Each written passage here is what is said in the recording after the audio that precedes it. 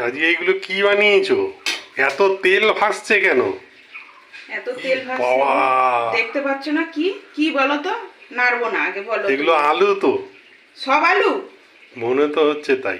হ্যাঁ, সব আলু। এই দেখো ডিম, ছোট ছোট আলু দিয়ে ডিম দিয়ে করেছে। আর সব এতটা তেল, তুমি জানো আমি অল্প তেলে রান্না করি সব সময়।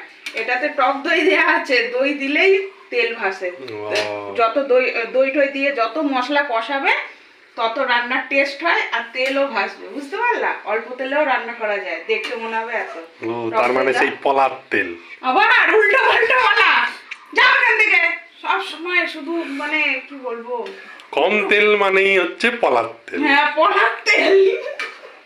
লোকে শুনলে বলবে ভালো যে পলার তেল আসতে বলে, লোকে শুনতে পাবে, বাইরের লোকে, বুঝতে পারলে? শুনলে কি হবে? শুনলে কি হবে? যেটা বলবে যে, সত্যি সেটা সত্যি। হ্যাঁ যেটা সত্যি। কম তেল মানেই হচ্ছে পলার তেল।